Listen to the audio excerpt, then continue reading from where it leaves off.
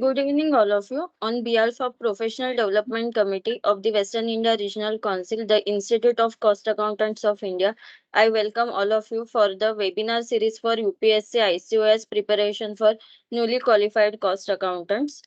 Our today is a 15th session. Our topic is Companies Act 2013 with separate emphasis on provisions relating to declaration and payment of dividend. Chapter 8 and Schedule 2, Accounts of Companies, Chapter 9, Schedule 3 and Schedule 7, Audit and Auditors, Chapter X, Government Companies, Chapter 23. Our today's speaker is CMA Satish Tawaniya sir. He is a fellow member of the Institute of Cost Accountants of India. Also, he is a registered with Insolvency and Bankruptcy Boards of India as Insolvency Professional (IP). He is having wide experience in field of indirect taxation, cost and management accounting, cost audit accounts, audit finance and company law. He has successfully served clients across all services, trading and manufacturing sectors during the course of his practice. He's delivered the lectures and seminars workshop organized by various associations, banks such as Printers Association, Raipur Mill Machinery Association, Vyavsayic Sahkari Bank, Chhattisgarh Sales Tax Bar Association, Raipur GST Bar Association, Institute of Company Secretary of India, Institute of Cost Accountants of India, etc. He is a member of technical committees of Chhattisgarh, member of Commerce and Industry, and Confederation of All India Traders, CAIT. I welcome sir, and now I request sir to kindly start the session, sir, please. Thank you. Thank you very much. Good evening, everyone. The Good evening, sir. presentation is visible to you? Yes, sir, it's visible. Okay. Good evening everyone. जैसा कि आज की presentation के नाम से clear है कि this is a webinar series for UPSC Indian cost accounting services preparation for newly qualified cost accountant. So I am assuming that ki most of the participants are newly qualified cost accountant. So I am thankful to WIRC for giving me this wonderful opportunity to interact with newly qualified cost accountants. Our today's topic is first is declaration and payment of dividend, second is accounts of companies, third is audit and auditors, and fourth is government companies. अगर हम companies act को अगर हम distribute करें, यानी जैसे हम जो डे टू डे उसमें जो प्रोविजंस यूजफुल होते हैं और जो इवेंट बेस्ड प्रोविजन यूजफुल होते हैं, तो कंपनीज एक्ट के जो चैप्टर्स हैं उसमें चैप्टर 3 to 6 है वो ऑलमोस्ट यानी न्यूली इनकॉर्पोरेशन ऑफ कंपनीज के लिए यूजफुल है या फिर वो इवेंट बेस्ड है. चैप्टर 7 to 12 है वो सबसे इंपॉर्टेंट प्रोविजंस है. If anybody is practicing in company law fields तो उनके लिए जो सबसे मोस्ट इंपॉर्टेंट चैप्टर्स है 7 to 12, यानी this 6 chapters are used in routine. So most important provisions है और उन 6 चैप्टर्स में से आज हम 3 चैप्टर्स हैं जो कि फर्स्ट 3 चैप्टर्स हैं, declaration and payment of dividend, accounts of companies, audit and auditors, इसको कवर करेंगे. अपार्ट फ्रॉम दैट एक छोटा सा चैप्टर और है गवर्नमेंट कंपनीज का, वो भी कवर करेंगे. सो एक सिंगल सेशन में पूरा कवर करना बहुत मुश्किल काम है. हम इसको एकदम डीपली हर चैप्टर को अपन पूरा डिस्कस नहीं कर पाएंगे, बट एज्यूमिंग दैट कि आप जो प्रिपरेशन एग्जाम के हिसाब से कर रहे हैं या यूपीएससी का जब आप प्रिपेयर करेंगे तो हम उसको ध्यान में रखते हुए जो मोस्ट इंपॉर्टेंट प्रोविजंस है उसी को डिस्कस करेंगे. और इस अगर डिस्कशन के दौरान आपको कोई क्वेरीज आती है तो आप उसको नोट करें. पॉसिबली हम उसको जब एंड ऑफ द सेशन में फिर से डिस्कशन करेंगे, और अगर नहीं पॉसिबल हुआ तो आप मेरे को मेल या व्हाट्सएप कर सकते हैं, मैं आपके क्वेरीज का रिप्लाई कर दूंगा. तो फर्स्ट चैप्टर है declaration and payment of dividend. अगर आप किसी भी कंपनी में इन्वेस्ट करते हैं तो जो सबसे दो मोस्ट इंपॉर्टेंट रीजंस होते हैं वो होते हैं कि फर्स्ट है कि आपको कोई कैपिटल एप्रिसिएशन मिले और सेकंड है डिविडेंड. तो डिविडेंड कंपनीज एक्ट के अंतर्गत बहुत ही इंपॉर्टेंट पार्ट है कि क्योंकि कोई भी व्यक्ति जो कंपनी में इन्वेस्ट करता है उसको डिविडेंड चाहिए रहता है. तो डिविडेंड से रिलेटेड क्या प्रोविजन है कंपनीज एक्ट में वो हम डिस्कस करेंगे. ये प्रोविजन सेक्शन 123 to 127 में कवर है. फर्स्ट है डिक्लेरेशन ऑफ डिविडेंड. सो कौन सी कंपनियां डिविडेंड डिक्लेयर कर सकती है। ऐसा नहीं है कि हर कंपनी डिक्लेयर कर देगी डिविडेंड। अगर किसी कंपनी में लॉसेज है तो डिविडेंड डिक्लेयर नहीं कर पाएगी। तो dividend shall be declared and paid by a company for any financial year first out of the profit of the company of the that financial year. Suppose अगर किसी company को अगर डिविडेंड डिक्लेयर करना है 23-24 का, तो वो 23-24 में अगर उसके प्रॉफिट्स हैं तो वो 23-24 फाइनेंशियल ईयर के प्रॉफिट से दे सकती है।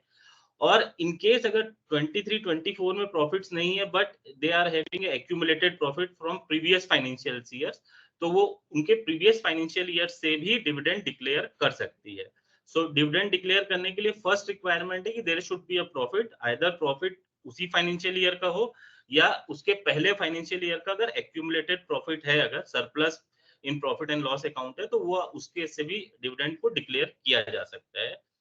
वन एक और है जिसकी बहुत कम जरूरत पड़ती है कि इन केस अगर कोई डिविडेंड के लिए सेंट्रल गवर्नमेंट या स्टेट गवर्नमेंट ने गारंटी दे के रखी है और वो मनी प्रोवाइड करते हैं, तो इन दैट केस इवन अगर लॉसेस भी है तो भी आप डिविडेंड डिक्लेयर कर सकते हैं। अर्लियर जो 1956 का कंपनीज एक्ट था उसमें एक मैंडेटरी रिक्वायरमेंट थी कि आपको एक certain percentage of dividend declare करने के पहले सर्टेन परसेंटेज एक फ्री रिजर्व्स में ट्रांसफर करना पड़ता था। लेकिन जो न्यू कंपनीज एक्ट है उसके अंतर्गत ये ऑप्शनल है कि अगर कंपनी चाहती है कि अगर बिफोर डिक्लेयरिंग एनी डिविडेंड अगर वो कुछ परसेंटेज फ्री रिजर्व्स में ट्रांसफर करना चाहती है तो वो कर सकती है। This is an optional. और ये ऑप्शन इसलिए दिया गया है जिससे कि कंपनी अगर फ्यूचर में कभी प्रॉफिट कम हो तो वो फ्री रिजर्व्स को यूज करते हुए वो डिविडेंड को वो पे आउट कर पाए। सो सेकंड जो इंपॉर्टेंट प्रोविजंस है वो कि in the event of inadequacy और एब्सेंस ऑफ प्रॉफिट, सपोज मान लीजिए आपके पास में प्रॉफिट एंड लॉस अकाउंट में सफिशिएंट प्रॉफिट अवेलेबल नहीं है, प्रीवियस ईयर के एक्यूमुलेटेड प्रॉफिट अवेलेबल नहीं है, इन दैट केस अगर आपने प्रीवियस ईयर्स में अगर कोई फ्री रिजर्व्स में प्रॉफिट्स को ट्रांसफर किया था तो you can pay dividend out of this free reserves also. तो उसमें भी लेकिन ऐसा नहीं है कि आपने जितना अमाउंट फ्री रिजर्व्स में ट्रांसफर किया वो कंप्लीट अमाउंट को यूज कर सकते हैं। वहां पे आप पे लिमिटेशंस है कि आप कितना डिविडेंड इन इस केस में अगर इन केस अगर आपको इनएडिक्वेसी है एंड एब्सेंस ऑफ प्रॉफिट है तो आप कितना डिविडेंड डिक्लेयर कर सकते हैं। तो फर्स्ट जो रिस्ट्रिक्शन है वो है कि the rate of dividend, rate of dividend कितना रहेगा। तो the rate of dividend declared shall not exceed average of the rate at which dividend was declared in the 3 preceding financial years. तो suppose मान लीजिए आपने अगर पिछले 3 सालों में 10, 12 और 10 इस टाइप से अगर मान लीजिए डिविडेंड दिया तो इसका जो एवरेज आएगा उससे ज्यादा आप डिविडेंड नहीं दे सकते। अगर इस साल अगर आप चाहते कि हम 20 दे तो it is not possible. Second condition है कि टोटल अमाउंट जो आप डिविडेंड के लिए ड्रॉ करेंगे वो जो पेड अप कैपिटल और फ्री रिजर्व्स के 10% से ज्यादा नहीं होगा। थर्ड रिक्वायरमेंट ये है कि अगर आपको ये डिविडेंड अगर इनएडिक्वेसी केस में पहले कोई भी अगर लॉसेस है उसको सेट ऑफ करने के बाद ही आप डिविडेंड दे सकते हैं। एंड फोर्थ है कि जब आप ये डिविडेंड के लिए पैसा निकालेंगे फ्री रिजर्व से तो आफ्टर जो ये रिजर्व से आप पैसा निकालते हैं वो पेड अप कैपिटल के 15% से नीचे नहीं हो जाना चाहिए। यानी जो आफ्टर विड्रॉवल जो अमाउंट है वो 15% ऑफ पेड अप कैपिटल के अमाउंट से बिलो नहीं होना चाहिए। तो ये चारों कंडीशन को फिलफिल करने के बाद ही आप इन केस ऑफ इनएडिक्वेसी और एब्सेंस ऑफ प्रॉफिट के केस में आप डिविडेंड डिक्लेयर कर सकते हैं। अभी तक हमने जो डिविडेंड की बात की वो डिविडेंड था जो फाइनल डिविडेंड, मींस कि जब आपके पूरे profit and loss accounts prepare हो जाते हैं then board of director decide करता है कि वो क्या डिविडेंड प्रपोज कर रहा है and then after getting approval of the share holders of the company the dividend is declared and paid. So उस डिविडेंड को फाइनल डिविडेंड बोलते हैं। But there is a enabling provision in the companies act कि in case अगर board of directors during the financial year चाहते हैं कि हम पूरा साल भर वेट नहीं करना है, अगर आप मान लीजिए अप्रैल टू जून के क्वार्टर में उनको प्रॉफिटेबिलिटी दिखती है और वो चाहते हैं कि सर्टेन परसेंटेज हम शेयर करें शेयर होल्डर से, तो in that case interim dividend का प्रोविजन है। तो इंटरिम डिविडेंड कब कब दिया जा सकता है, तो interim dividend during the financial year आप कभी भी दे सकते हैं, इवन फाइनेंशियल ईयर क्लोज होने के बाद भी, लेकिन एजीएम होने के पहले भी बोर्ड ऑफ डायरेक्टर्स अगर चाहें तो डिविडेंड इंटरिम डिविडेंड पेड कर सकते हैं। इंटरिम डिविडेंड के लिए भी सेम रिक्वायरमेंट है। फर्स्ट कि आपके पास में सरप्लस होना चाहिए प्रॉफिट एंड लॉस अकाउंट में, यानी उस आपके पास में प्रॉफिट होना चाहिए। सेकंड है कि अगर पुराने फाइनेंशियल ईयर का भी प्रॉफिट है तो वो भी आप यूज कर सकते हैं, और इन केस अगर करंट फाइनेंशियल ईयर में अगर आपके पास में प्रॉफिट है तो वो प्रॉफिट को भी यूज आप कर सकते हैं। बट इसमें एक रिस्ट्रिक्शन है कि अगर इन केस अगर आपके लॉसेज हैं करंट फाइनेंशियल ईयर में, तो आप जो डिविडेंड देंगे वो dividend shall not be higher than the average dividend declared by the company during the immediately preceding 3 financial year.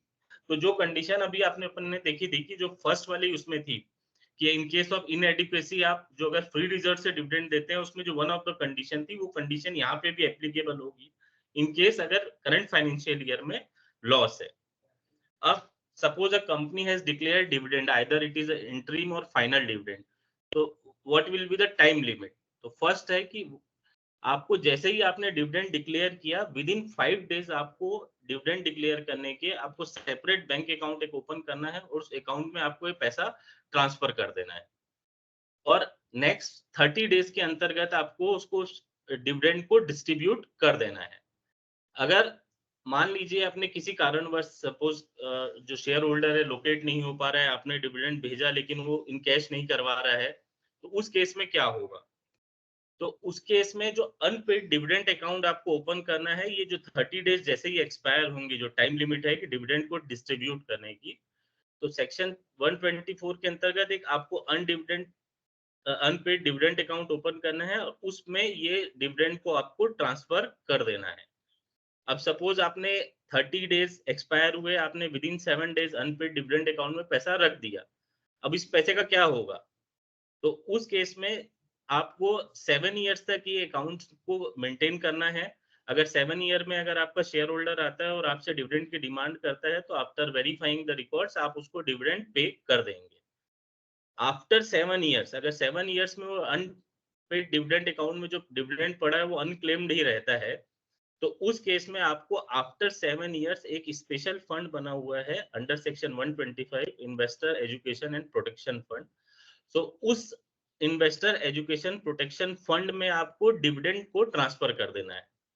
तो डिविडेंड तो आपने जो अनक्लेम्ड है वो तो ट्रांसफर करेंगे ही, और एक बहुत ही इंपॉर्टेंट रिक्वायरमेंट है कि आफ्टर 7 इयर्स अगर मान लीजिए आप जब अनपेड डिविडेंड अकाउंट में ट्रांसफर करते हैं, तो साथ साथ में आपको जो आपके शेयर्स भी रहेंगे उस अनपेड डिविडेंड के अगेंस्ट में जो शेयर्स है, उनको भी आपको इन्वेस्टर प्रोटेक्शन फंड में ट्रांसफर करना है। ये बहुत ही इंपॉर्टेंट रिक्वायरमेंट है, और उसके बाद आपको बहुत अच्छे से ध्यान रखना है कि one of the share holder आपका इन्वेस्टर एजुकेशन प्रोटेक्शन फंड भी बन जाएगा। तो जब आप शेयर मीटिंग करें, एजीएम अगर करें, तो उनको भी आपका इंटीमेशन जाना चाहिए इस केस में।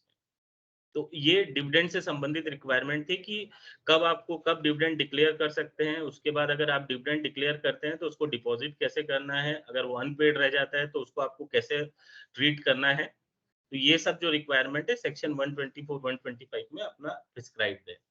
अब सेक्शन 126 है, ये बहुत ही बेसिक रिक्वायरमेंट है कि अगर कल आपके पास में कोई शेयर ट्रांसफर के लिए आया शेयर्स, और अभी आपने वो शेयर ट्रांसफर कंप्लीट नहीं किया है, तो उन इन दैट केस आप जो उसके अगेंस्ट में जो डिविडेंड रहेगा या राइट शेयर का जो इंटाइटलमेंट रहेगा उसको आपको अबेयंस में रखना है, जब तक कि आपको ट्रांसफरर से कंफर्मेशन नहीं मिल जाता है। अब मान लीजिए आपने डिविडेंड डिक्लेयर किया और ये सब कंप्लायंसेस नहीं किए, तो उसके लिए जो पेनल्टी प्रिस्क्राइब्ड है वो सेक्शन 127 में प्रिस्क्राइब्ड है। पेनल्टी बहुत सीवियर है क्योंकि आप शेयर होल्डर से डील कर रहे हैं। अगर किसी डायरेक्टर ने नोविंगली अगर डिविडेंड को डिक्लेयर एंड डिस्ट्रीब्यूट नहीं किया, इन दैट केस उसको 2 इयर्स की इम्प्रिजमेंट भी हो सकती है, and the fine is 1000 rupees per day without any upper limit. Suppose आपने मान लीजिए साल भर अगर उसको पेमेंट नहीं किया, तो 1000 रुपीज पर डे के हिसाब से उसको पेनल्टी लगेगी, और साथ में जो इंटरेस्ट डिविडेंड अनपेड रहा है उस पे 18% पर एनम आपको इंटरेस्ट भी पे करना पड़ेगा। तो डिविडेंड अगर आप पे कर रहे हैं तो आप बहुत ध्यान रखिए कि आप उसको डिस्ट्रीब्यूट कर दें। अगर डिस्ट्रीब्यूट किसी कारण से नहीं हो पा रहा तो उसका डॉक्यूमेंट्री एविडेंस आपके पास में प्रॉपर होना चाहिए, अदरवाइज पेनल कंसिक्वेंसेस सेक्शन 127 में अट्रैक्ट हो सकते हैं। तो ये जो प्रोविजंस थे ये डिविडेंड से रिलेटेड थे। डिविडेंड का जो चैप्टर है बहुत छोटा चैप्टर है लेकिन बहुत इंपॉर्टेंट चैप्टर है।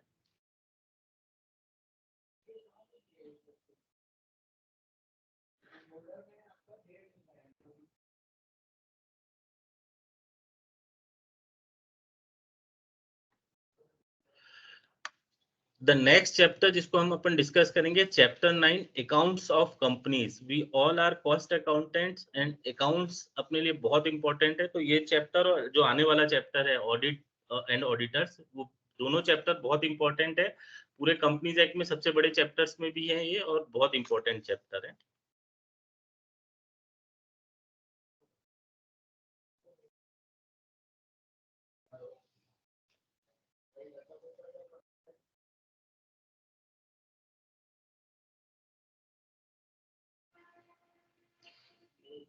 सो फर्स्ट सेक्शन है books of accounts.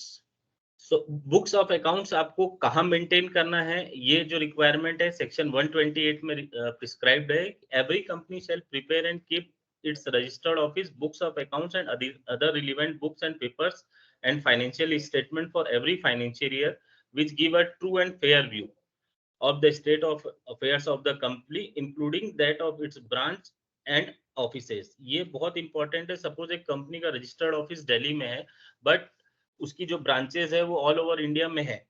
In that case उसको उसके रजिस्टर्ड ऑफिस में उनके ब्रांच ऑफिस के भी रिकॉर्ड्स को मेंटेन करना है।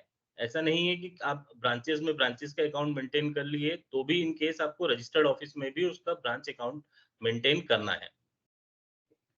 सेकेंड, जैसे हम जानते हैं कि अकाउंटिंग हम दो तरीके से मेंटेन कर सकते हैं हम प्रोफेशनल्स को। अगर इनकम टैक्स में देखें तो cash accounting and accrual basis of accounting, but in under the companies act आपको केवल जो बुक्स ऑफ अकाउंट्स मेंटेन करना है वो एक्रूअल बेसिस पे करना है under double entry system. Third, अगर मान लीजिए कोई कंपनी का रजिस्टर्ड ऑफिस दिल्ली में है, लेकिन वो चाहते हैं कि भाई हमारे जहाँ ऑपरेशंस है या जहाँ हमारा एडमिनिस्ट्रेटिव या कॉर्पोरेट ऑफिस बेस्ड है, हम बुक्स ऑफ अकाउंट्स वहीं मेंटेन करें। सो इसके लिए भी कंपनीज एक्ट में सेक्शन 128 में इनेबलिंग प्रोविजंस है। इन दैट केस अगर आप अदर देन अगर रजिस्टर्ड ऑफिस के अलावा किसी प्लेस में रखना चाहते हैं, तो बोर्ड ऑफ डायरेक्टर्स की मीटिंग में आपको इसका अप्रूवल लेना पड़ेगा। And within 7 days we have to file a form AOC 5 with the registrar, जिसमें हम ये नोटिस देंगे कि जहाँ कौन सा न्यू एड्रेस है जहाँ पे हम पूरे बुक्स ऑफ अकाउंट्स मेंटेन कर रहे हैं। सो इन केस फर्स्ट, तो अगर आप रजिस्टर्ड ऑफिस में अपने बुक्स ऑफ अकाउंट्स मेंटेन करिए, और अगर आप रजिस्टर्ड ऑफिस के अलावा किसी अदर प्लेस में अगर अपने बुक्स ऑफ अकाउंट्स मेंटेन करना चाहते हैं, तो इन दैट केस आपको you take first approval from the board of directors and file a form AOC 5 with the registrar within 7 days after getting approval from the board of directors। Third है, fourth requirement है, जैसा अभी हम जानते हैं कि आज की डेट में मैनुअल बुक्स ऑफ अकाउंट्स कोई मेंटेन नहीं करता। Everyone is maintaining their books of accounts in electronic mode. So companies act के अंतर्गत भी इलेक्ट्रॉनिक मोड में बुक्स ऑफ अकाउंट्स रखने को परमिट किया गया है, बट इसके लिए बहुत सारी रिक्वायरमेंट्स दी है, जो कि rule 3 of the companies act में है। बहुत इंपॉर्टेंट सेक्शन है और उसके रूल्स हैं। मैं चाहूंगा कि अगर आप इसका अगर स्टडी करें तो इस पे ज्यादा फोकस करें। इसमें एक जो one of the most important amendment आया है, जो कि सबको इफेक्ट करेगा। इवन मान लीजिए हम ये एग्जाम के प्रिपरेशन करें या रियल लाइफ में, प्रैक्टिकल लाइफ में भी, या बीइंग ए ऑडिटर हम जब कॉस्ट ऑडिट कहीं करने जाएं, तो उसके लिए भी हमारे लिए बहुत इंपॉर्टेंट प्रोविजन है कि 1 अप्रैल 2023 से एक स्पेशल रिक्वायरमेंट आई है कि आपको ऑडिट लॉग मेंटेन करना है। यानी आपको एक ऐसा सॉफ्टवेयर मेंटेन करना है जिसमें अगर कोई भी अगर आप एंट्रीज को अमेंड करते हैं, कुछ भी करते हैं, तो वो ऑडिट ट्रेल मेंटेन हो। और ये बिल्कुल मैंडेटरी प्रोविजन है। आप इसको डिसेबल भी नहीं होना चाहिए, सॉफ्टवेयर ऐसा होना चाहिए कि जिसमें डिसेबल भी नहीं किया जाए। तो अगर आप कहीं ऑडिट कर रहे हैं, तो आप इसको जरूर ध्यान में रखिए कि वहाँ ऑडिट ट्रेल के प्रोविजंस का कंप्लायंस हो रहा है कि नहीं हो रहा है।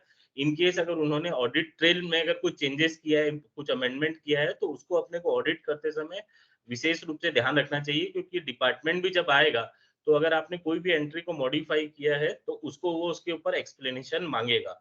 तो हम भी जब बीइंग ऑडिटर हम कहीं पे ऑडिट करना चाहते हैं, तो हमको इस प्रोविजन का विशेष ध्यान रखना चाहिए।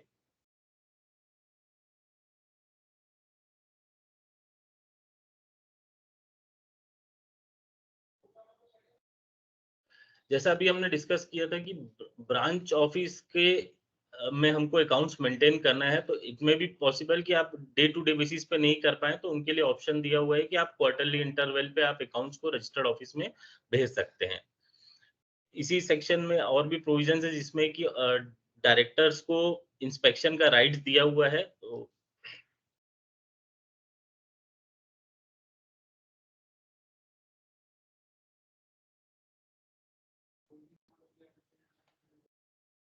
कोई भी एक्ट होता है उसमें बुक्स ऑफ अकाउंट्स को मेंटेन करने के लिए एक पीरियोडिसिटी डिफाइंड होती है कि सपोज कोई कंपनी अगर 1980 से है तो उसको ऐसा नहीं है कि 1980 से रिकॉर्ड्स को कंटिन्यू करना है। तो in case of in the companies act आपको बुक्स ऑफ अकाउंट्स की जो पीरियोडिसिटी है वो है कि the books of accounts together with voucher relevant to any entry in such books of accounts relating to a period not less than 8 financial year immediately preceding financial shall be kept in good order। यानी आपको आपके books of accounts at least 8 years तक maintain करने हैं। क्या ये 8 years ज्यादा हो सकते हैं? यस। अगर मान लीजिए अगर आपके खिलाफ कोई इंस्पेक्शन या कुछ चल रहा है और या सेंट्रल गवर्नमेंट आपको ऑर्डर करती है कि आप लॉन्गर पीरियड के बुक्स ऑफ अकाउंट्स मेंटेन करिए, इन दैट केस आपको ये 8 इयर्स से ज्यादा समय के लिए भी आपको बुक्स ऑफ अकाउंट्स को मेंटेन करना पड़ेगा। अगर आपने अभी जो हमने पूरा सेक्शन 128 पढ़ा, अगर उसमें अगर कंपनी ने कोई कॉन्ट्रावेंशन करती है तो managing director, whole time director in charge of finance और चीफ फाइनेंशियल ऑफिसर और such other person of the company shall be punishable with fine which shall not be less than 50,000 but which may extend to 5 lakh. अगर आप ये पूरा section penalty का clause पढ़ेंगे तो इसमें जो फाइनेंशियल से रिलेटेड जो पर्सन्स है, यानी यानी सभी डायरेक्टर्स को नहीं, MD, whole time director in case of he is in charge of financial और चीफ फाइनेंशियल ऑफिसर्स को इसमें ऑफिसर इन डिफॉल्ट माना गया है। तो अगर यहाँ पे अगर कोई नॉन कंप्लायंस होता है तो उस केस में 50,000 से लेके 5 लाख रुपीस तक का पेनल्टी पे करना पड़ेगा। फाइनेंशियल स्टेटमेंट सब under section 129 of the companies act. तो फर्स्ट ऑफ ऑल हमको ये समझना है कि फाइनेंशियल स्टेटमेंट्स होते क्या क्या हैं। कंपनीज एक्ट में सेक्शन 2 सबसेक्शन 40 में फाइनेंशियल स्टेटमेंट्स प्रिस्क्राइब्ड है।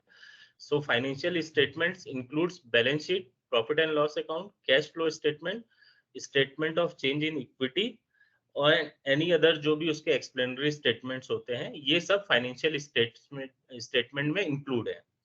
So as per section 129, the financial statements shall give a true fair view of the state of affairs of the companies। यानी आपको जो financial statements prepare करना है, they should give true and fair view of the state of affairs of the company। Second important requirement है the financial statement shall comply with the accounting standard as notified under section 133। तो section 133 में जो accounting standards prescribed होंगे, notified होंगे, Can you उनका excuse me, sir? Excuse me, yes sir. Can you reshare your PPT? I think slide number 9 is showing right now. okay so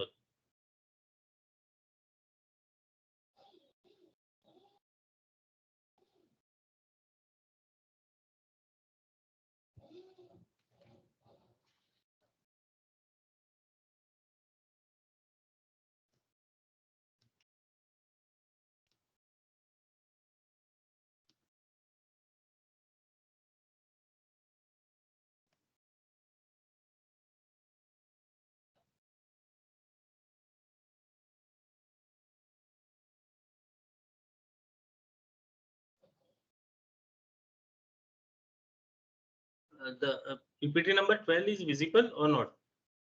Yes, yes. Now. Yes, sir. Okay. So the second requirement for financial statement is to the financial statement shall comply with the accounting standard as notified under section 133। जो भी हम financial statement बनाए वो accounting standard का compliance करना चाहिए। But what will happen other in case we can not comply with the accounting standard, so in that case we have to give detailed justification कि हम क्यों अकाउंटिंग स्टैंडर्ड का compliance नहीं कर पा रहे हैं। ये आपको directors report as well as जो आप फाइनेंशियल स्टेटमेंट्स बनाएंगे उसमें इसका डिटेल्ड जस्टिफिकेशन देना है कि अगर आप किसी अकाउंटिंग स्टैंडर्ड का कंप्लायंसेस नहीं कर पा रहे हैं। ये जो अकाउंट फाइनेंशियल स्टेटमेंट्स जो प्रिपेयर करेंगे at every general meeting the board of directors of the company shall lay before meeting financial statement for the financial year.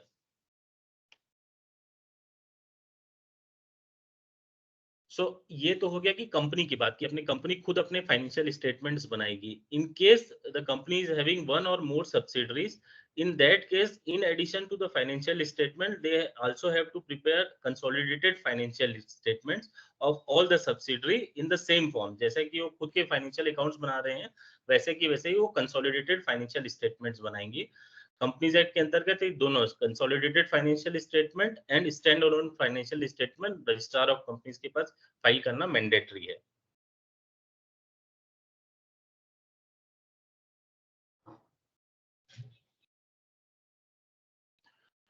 सो आपको कंसोलिडेटेड फाइनेंशियल स्टेटमेंट भी बनाना है। Apart from that the company is also required to attach a separate statement containing the salient feature of the financial statements of its subsidiary companies in the prescribed format. AOC1 is the prescribed format. आपको AOC1 में जो company के जो financial statements के साथ में एक salient feature of subsidiaries जो है उनके भी फाइनेंशियल स्टेटमेंट्स का एक सैलिएंट फीचर प्रिस्क्राइब्ड फॉर्मेट में अटैच करना है।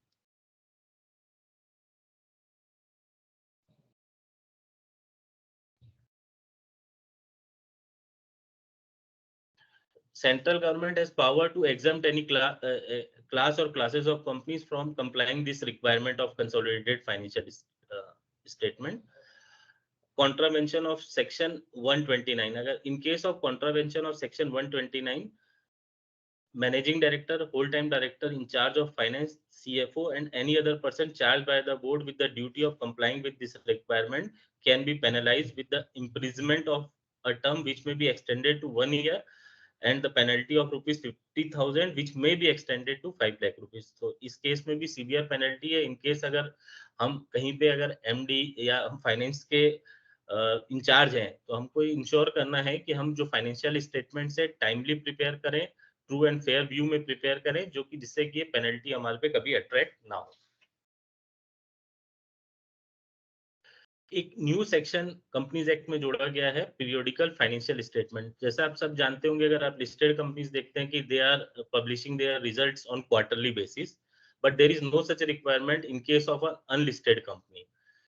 But by way of section 129 a new provision has been inserted. In that case अगर सेंट्रल गवर्नमेंट चाहे तो जो क्लासेस जो प्रिस्क्राइब करेगी अनलिस्टेड कंपनीज का, उन कंपनीज को भी अपने जो फाइनेंशियल है पीरियोडिकल बेसिस पे, इट मे बी पॉसिबल कि वो quarterly and half yearly prescribe करें। उन बेसिस पे अकाउंट्स प्रिपेयर करने पड़ेंगे, बोर्ड्स की अप्रूवल लेनी पड़ेगी और उसको after getting approval from the board 30 days में फाइल करना पड़े। तो नियर फ्यूचर में कंपनीज एक्ट में ये न्यू प्रोविजंस जो आए हैं उसके अंतर्गत जब रूल्स प्रिस्क्राइब्ड होंगे, सो अब ये न्यू रिक्वायरमेंट आ जाएगी इन अनलिस्टेड कंपनी के केस में भी आपको क्वार्टरली या हाफ ईयरली बेसिस पे अकाउंट्स प्रिपेयर करना पड़ जाए। हम जैसे अभी हमने पहले भी एक सेक्शन में जो मैंने इंपॉर्टेंट बताया था आपको कि जिसमें ऑडिट ट्रेल मेंटेन करनी है, तो गवर्नमेंट का पूरा फोकस है कि ट्रांसपेरेंसी कैसे बढ़ाई जाए, कि आप कोई भी चीज बैकलॉग के थ्रू ना करें, यानी बाद में प्लानिंग के थ्रू ना करें और कंकरेंट बेसिस पे आप प्रॉपर बुक्स ऑफ अकाउंट्स बनाएं। उन्हीं सब रिक्वायरमेंट्स को फुलफिल करवाने के लिए गवर्नमेंट ये न्यू रूल्स ला रहे हैं कि आपको ऑडिट ट्रेल मेंटेन करने के लिए कह रहे हैं। एट द सेम टाइम अब वो कुछ क्लासेस ऑफ कंपनी जो कि नॉर्मली बड़ी कंपनीज ही होगी जिसको स्टार्ट करेंगे, वो अनलिस्टेड कंपनी के केस में वो पीरियोडिकल अकाउंट्स भी आपको प्रिपेयर करने के लिए कहेंगे और उसके बाद उसको आरओसी में फाइल भी करना पड़ेगा। सो ये न्यू रिक्वायरमेंट इंसर्ट हुई है, बट अभी ये इम्प्लीमेंट नहीं हुआ है। आज की डेट में अभी कोई किसी भी अनलिस्टेड कंपनी को इस तरीके पीरियोडिकल अकाउंट्स फाइल करने की अभी फिलहाल रिक्वायरमेंट नहीं है। जब ये नोटिफाइड होंगे रूल्स, फिर ये रिक्वायरमेंट प्रिस्क्राइब होगी। Reopening of accounts on courts or tribunal order. Suppose we have prepared a financial statement और उसके बाद में आप उस अकाउंट्स को वापस रीओपन, यानी आपको कोई मिस्टेक पता पड़ती है, कुछ भी पता पड़ती है, तो आप उसको रीओपन नहीं करवा सकते। बट इन केस अगर एक एप्लीकेशन दिया जाता है central government, income tax authority, SEBI या एनी अदर स्टैट्यूटरी अथॉरिटी और एनी अदर पर्सन जो कि उससे अफेक्टेड हो, उस केस में ट्रिब्यूनल ऑर्डर कर सकती है। लेकिन उसका बेसिस क्या होना चाहिए? तो first basis the relevant accounts were prepared in fraudulent manner, यानी अगर अकाउंट्स फ्रॉडुलेंट मैनर में बने हो तो ये जो अथॉरिटीज हैं या कोई एनी अदर पर्सन जो उससे अफेक्टेड है, वो एक अप्लाई कर सकता है ट्रिब्यूनल को कि अकाउंट्स को रीओपन किया जाए। एंड सेकेंड कि अगर affairs of the companies were mismanaged during, तो अगर फ्रॉडुलेंट है या मिसमैनेज्ड है कंपनी के अकाउंट्स, ओनली इन्हीं केसेस में जो अथॉरिटी है वो या फिर जो एनी अदर पर्सन अफेक्टेड है वो अप्लाई कर सकता है कि आप ट्रिब्यूनल को कि हम अकाउंट्स को रीओपन करना चाहते हैं।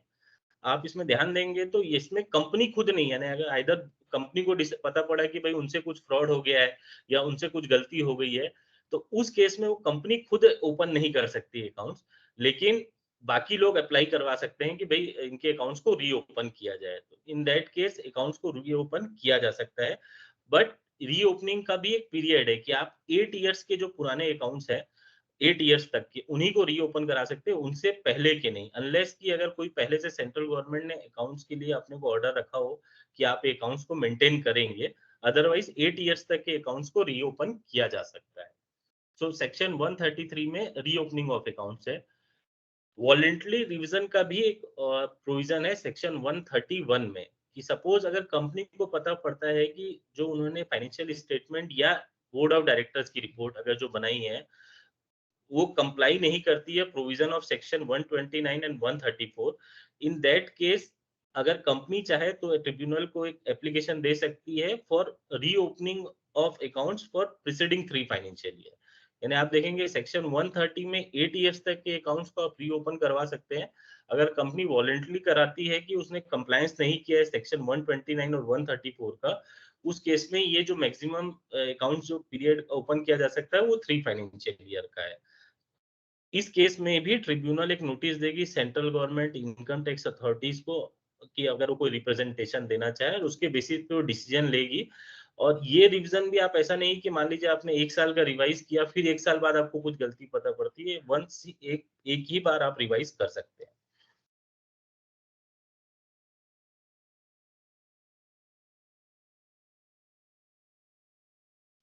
Section 132 constitution of national financial reporting authority.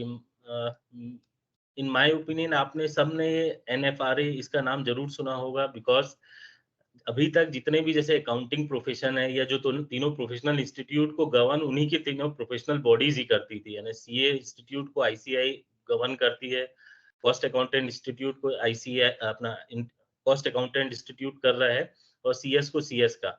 But companies act में 132 में सेक्शन में एक न्यू प्रोविजन आया था, constitution of national financial reporting authority. So national NFRA क्या है? NFRA is an independent statutory body that regulate the auditing profession and accounting standard in India. So इनका main जो वर्क है वो कि to regulate the auditing profession and accounting standard of India. The duty जो है वो section 132 में prescribed है। फर्स्ट है recommending accounting and auditing policies and standard to be adopted by companies for approval by the central government. Second, monitor and enforce the compliance with the accounting standard and auditing standards. Oversee the quality of service of the profession associated with the ensuring compliance with such standard and suggest measure for improvement in the quality of service. ये बहुत important है, क्योंकि आज की date में NFRA भी ये देखता है कि आपने प्रॉपर कंप्लायंसेस जैसे चार्टर्ड अकाउंटेंट से वो फाइनेंशियल स्टेटमेंट्स बनाते समय करवा रहे हैं कि नहीं कर रहे हैं, उनकी रिपोर्टिंग प्रॉपर हो रही कि नहीं होगी। Perform such other function and duties as may be necessary or incidental to the aforesaid. So NFRA बहुत इंपॉर्टेंट एक अथॉरिटी हो गई है, बट क्या सभी कंपनीज NFRA के अंतर्गत आएगी? तो ऐसा नहीं है। Classes of companies has been prescribed under section 132। तो उसमें जो कंपनीज प्रिस्क्राइब्ड है, तो फर्स्ट है कि companies whose securities are listed, so all listed companies है वो NFRA के अंतर्गत आती है। सेकंड, अनलिस्टेड पब्लिक कंपनीज जिनकी paid up capital rupees 500 crore, turnover है वो 1000 करोड़, और आउटस्टैंडिंग लोन डिबेंचर डिपॉजिट्स है और रुपीज 500 करोड़। यानी आप देखेंगे यहाँ बड़ी कंपनीज जो है वो सब NFRA के अंतर्गत आती है। इसके अलावा जो insurance companies, banking companies, electricity companies है, ये भी NFRA के अंतर्गत आती है। और अपार्ट फ्रॉम दैट, अगर सेंट्रल गवर्नमेंट को लगता है कि किसी और एंटिटी को भी NFRA के अंतर्गत उनको रखना है, तो वो उसको रिकमेंड कर सकती है, अगर रेफरेंस कर सकती है अथॉरिटी को, तो उसके ऊपर भी फिर NFRA के प्रोविजंस लागू होंगे। और अगर कोई आउटसाइड इंडिया भी कोई कंपनी है जिसमें कि जो ऊपर अपन ने अभी जो ए से लेके डी तक एंटिटीज देखी है, उनका अगर इन्वेस्टमेंट 25% से ज्यादा है अगर उनका नेट वर्थ और इनकम, तो उस केस में वो भी यानी इवन फॉरेन कंपनीज भी NFRA के दायरे में आ जाएगी।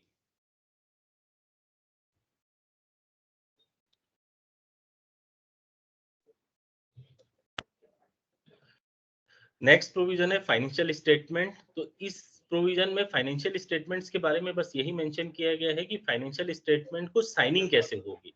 सो इनके एज पर section 134 the financial statement shall be signed for and on behalf of the board of directors by the chairperson in case he is authorized. तो अगर चेयरमैन ऑथराइज्ड है तो चेयरमैन साइन करेंगे. अगर चेयरमैन ऑथराइज नहीं है, इन that case कोई दो डायरेक्टर, जिसमें से one should be managing director if any. यानी अगर कंपनी में मैनेजिंग डायरेक्टर है तो वन मैनेजिंग डायरेक्टर एंड एक अदर डायरेक्टर वो साइन करेगा. और अगर चेयरमैन ऑथराइज है अगर बोर्ड से तो वो चेयरमैन करेगा. इसके अलावा जो अदर प्रोफेशनल्स है जैसे chief executive officer, chief financial officer, company secretary, ये भी जो है फाइनेंशियल स्टेटमेंट्स पे साइन करेंगे. आप जैसे जानते हैं कि 1% कंपनी के केस में ओनली वन उसमें शेयर होल्डर होता है, वन ही डायरेक्टर होता है. तो उस केस में अगर 1% कंपनी के केस में सिर्फ जो वन डायरेक्टर है वही ऑडिट रिपोर्ट पे साइन करेगा. जो ऑडिटर्स की रिपोर्ट होगी वो फाइनेंशियल स्टेटमेंट्स का पार्ट होगी. सो auditor report shall be attached with every financial statement. Fourth जो रिक्वायरमेंट है कि एक डायरेक्टर्स रिपोर्ट जो बनेगी यानी एक बोर्ड की रिपोर्ट होगी जो कि फाइनेंशियल स्टेटमेंट्स में अटैच होगी. ये बहुत इंपॉर्टेंट रिपोर्ट है. इसमें क्या क्या होता है, ये बहुत सारे रिक्वायरमेंट्स हैं, हमने यहाँ पे पूरा प्रिस्क्राइब किया है. सो अगर आप जो बोर्ड रिपोर्ट देखते हैं तो उसमें क्या क्या आपको इंपॉर्टेंट चीजें देनी है, तो जिसमें मोस्ट इंपॉर्टेंट है एक एक्सप्लेनेशन और comment by the board on every qualification, reservation and adverse remark and disclaimer given by the auditor. So अगर ऑडिट रिपोर्ट में कोई भी एडवर्स रिमार्क या क्वालिफिकेशन है तो उसका रिपोर्ट एक्सप्लेनेशन और कमेंट बोर्ड को देना कंपलसरी है. अपार्ट फ्रॉम दैट यानी अगर कोई मटेरियल चेंजेस एंड कमिटमेंट्स हैं वो चेंज देने हैं, कंपनी के अफेयर्स के ऊपर देना है, एनुअल एक इवैल्यूएशन रिपोर्ट्स है. हमने जो स्पेसिफिक कुछ इंपॉर्टेंट था उसी को कवर किया. अपार्ट फ्रॉम दैट बहुत सारी रिक्वायरमेंट्स है. नेक्स्ट प्रोविजन है कारपोरेट सोशल रिस्पॉन्सिबिलिटी सेक्शन 135. आज की डेट में अगर हम देखेंगे कि कंपनीज एक्ट में जो सबसे ज्यादा नोटिसेस जो आ रहे हैं या जो भी नॉन कंप्लायंसेस की स्क्रूटनी हो रही है डिपार्टमेंट की ओर से, वो 135 सेक्शंस पे हो रही है. सीएसआर मोस्ट इंपॉर्टेंट प्रोविजंस है. सो जैसे नाम से क्लियर है कि आपको सीएसआर एक्टिविटीज करनी है. तो पहला है फर्स्ट कि which companies are covered under section 135. So every company having net worth of ₹500 crore और मोर. सेकेंड, या टर्नओवर ऑफ ₹1000 crore और मोर और नेट प्रॉफिट ऑफ ₹5 crore और मोर. इन कंपनीज पे सीएसआर प्रोविजंस एप्लीकेबल हो जाते हैं and those companies are required to form a committee called corporate social responsibility committee of the board, जिसमें एटलीस्ट 3 डायरेक्टर्स होंगे और उनमें से एटलीस्ट 1 डायरेक्टर जो है वो इंडिपेंडेंट होगा. अब सपोज इन कुछ कंपनियों में इंडिपेंडेंट डायरेक्टर की रिक्वायरमेंट ही नहीं है. अगर उन ऐसी कंपनियां हैं तो उस केस में इंडिपेंडेंट डायरेक्टर होना कंपलसरी नहीं है. फिर एक कैटेगरी आती है प्राइवेट कंपनीज की जिनके ऊपर ये प्रोविजंस एप्लीकेबल हैं, लेकिन वहां पे 2 ही डायरेक्टर है क्योंकि वहां मिनिमम नंबर ऑफ डायरेक्टर्स जो रिक्वायरमेंट है वो ओनली 2 है. सो वहां पे भी एक्सेप्शन है कि इन दैट केस आपको सिर्फ 2 ही डायरेक्टर से आप कंपनी कमिटी कॉन्स्टिट्यूट कर सकते हैं. सो आपको सीएसआर कमिटी बनानी है. फर्स्ट रिक्वायरमेंट है 3 या उससे ज्यादा डायरेक्टर होने चाहिए जिसमें एक इंडिपेंडेंट होना चाहिए. अगर इंडिपेंडेंट की रिक्वायरमेंट नहीं है तो इंडिपेंडेंट कंपलसरी नहीं है. और इन केस ऑफ प्राइवेट कंपनी 2 अगर डायरेक्टर है तो 2 डायरेक्टर से भी आप कमिटी कॉन्स्टिट्यूट कर सकते हैं. अब आपने कमिटी तो कॉन्स्टिट्यूट कर ली, what is the requirement of expenditure. So expenditure की जो रिक्वायरमेंट है वो है कि the board of every company shall ensure that the company spend in every financial year at least 2% of average net profit of the company made during the immediately 3 preceding financial year. अभी आपने यहाँ 2 जगह net profit word सुना है. First हमने बोला कि जो एप्लीकेबिलिटी का क्राइटेरिया है उसमें एक क्राइटेरिया है कि in case the net profit of the company is exceeding ₹5 crore. और सेकंड हमने बताया कि भाई अगर आपको एक्सपेंडिचर कितना करना है तो वहां पे जो एक्सपेंडिचर का रिक्वायरमेंट है वो है कि the at least 2% of average net profit. हम जब नेट प्रॉफिट समझते हैं तो हमारा सबसे पहला इंप्रेशन यही आता है प्रॉफिट आफ्टर टैक्स. बट यहाँ पे जो नेट प्रॉफिट जो डिफाइंड है वो एज पर सेक्शन 198 है. अगर मैं सिंपल शब्दों में बोलूं, क्योंकि उसमें और भी बहुत सारे अमेंडमेंट एडजस्टमेंट्स करने होते हैं, बट सिंपली पीबीटी यानी अगर जो प्रॉफिट बिफोर टैक्स है वो यहाँ पे नेट प्रॉफिट माना जाता है, और उसका आपको उसका उसको देखना है। सपोज एक कंपनी है जिसका पीबीटी है 6 करोड़ रुपए और नेट प्रॉफिट जो आ रहा है वो आ रहा है 4.8।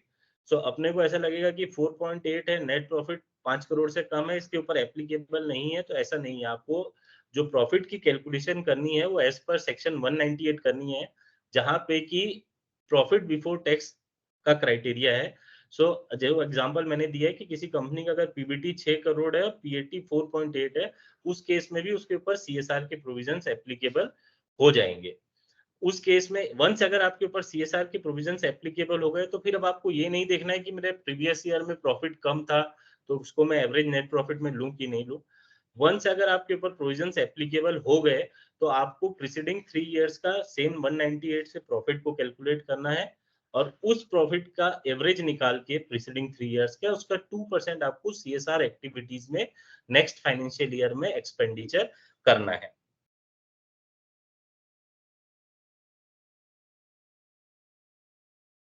सो आप सीएसआर पॉलिसी बनाएंगे। एक रिक्वायरमेंट है कि preference should be given to the local area. लेकिन अगर मान लीजिए आप नहीं भी करते हैं तो ये सिर्फ प्रेफरेंस है, यानी वहां पे जो है कि मेंशन ये है ओनली प्रेफरेंस। आप अपार्ट फ्रॉम लोकल एरिया आप अदर एरिया में भी सीएसआर एक्टिविटीज कर सकते हैं। अब सेकंड ये रिक्वायरमेंट आती है कि कंपनी क्या सीएसआर एक्टिविटी खुद ही करे, क्योंकि most of the companies are profit making entities. वो ये सीएसआर से रिलेटेड जो वर्क है वो डायरेक्टली या तो करते नहीं है या करना नहीं चाहते हैं। तो दे हैव ऑप्शन कि आइदर वे खुद कर सकते हैं या थ्रू जो ये 4 कैटेगरीज है, जिसमें फर्स्ट कैटेगरी की they can form and section 8 company, जो कि जिसमें जो रिक्वायरमेंट है कि वो आइदर सेक्शन 10 में एग्जम्प्ट हो और registered under section 12 of income tax हो और approved under 80G of income tax हो। ऐसी एंटिटी अगर वो खुद या अपनी किसी अदर कंपनीज के साथ बना के स्टेब्लिश कर सकते हैं, उसके थ्रू वो सीएसआर एक्टिविटीज कर सकते हैं। सेकंड उनको ऑप्शन है कि कोई सेंट्रल गवर्नमेंट की अगर सेक्शन 8 कंपनी है या रजिस्टर्ड ट्रस्ट है या रजिस्टर्ड सोसाइटीज है, उसके थ्रू भी वो एक्टिविटी कर सकते हैं। और अगर any entity established under any act of parliament और स्टेट लेजिस्लेचर है, उनके थ्रू भी एक्टिविटी की जा सकती है। फोर्थ है जिसमें कि ज्यादातर जो सीएसआर होता है वो इसी कैटेगरी के अंतर होता है कि a company establish under section 8 of the act और रजिस्टर्ड पब्लिक ट्रस्ट और registered societies exempt under section 23 of section 10 or registered under section 12A and approved under 80G of the income tax and having an established track record of at least 3 years. So अगर कोई NGO है जो कि ऊपर वाली criteria को fulfil करता है और उसका 3 साल का सिमिलर एक्टिविटी का अगर ट्रैक रिकॉर्ड है, तो उसके थ्रू भी आप सीएसआर एक्टिविटीज करवा सकते हैं। बट वहां पे एक रिक्वायरमेंट है कि अगर कोई एनजीओ है उसका 3 साल का ट्रैक रिकॉर्ड है, उसके पास में इनकम टैक्स के अंतर्गत जो रिकॉग्निजेंस है वो सब कंप्लीट है, इन दैट केस आल्सो उसको सबसे पहले एक सीएसआर के अंतर्गत एक रजिस्ट्रेशन कराना पड़ेगा, जो कि सीएसआर 1 के थ्रू होता है। आफ्टर जो सीएसआर रजिस्ट्रेशन होने के बाद ही आप उस एंटिटी के थ्रू कोई भी सीएसआर एक्टिविटी कर सकते हैं। हमने जो भी फर्स्ट रिक्वायरमेंट देखी थी उसमें सबसे फर्स्ट रिक्वायरमेंट थी कि we have to constitute a CSR committee. But government ने उसमें भी एक रिलैक्सेशन दिया है कि इन केस अगर आपका टोटल जो सीएसआर का एक्सपेंडिचर की लाइबिलिटी है वो 50 लाख से कम है, तो उस केस में आपको सीएसआर कमिटी बनाने की रिक्वायरमेंट नहीं है। आप जो सीएसआर कमिटी के फंक्शंस है वो बोर्ड के थ्रू भी डिस्चार्ज कर सकते हैं। सो अगर आपका लाइबिलिटी कम है, लेस देन 50 लाख रुपीज है, तो आपको एक एडिशनल फॉर्मेलिटी कंप्लाई करने की जरूरत नहीं है कि आप सीएसआर कमेटी कॉन्स्टिट्यूट करें। इसके स्थान पे आप सिंपली यानी बोर्ड ऑफ डायरेक्टर्स में after getting approval from board of directors आप ये सीएसआर एक्सपेंडिचर कर सकते हैं।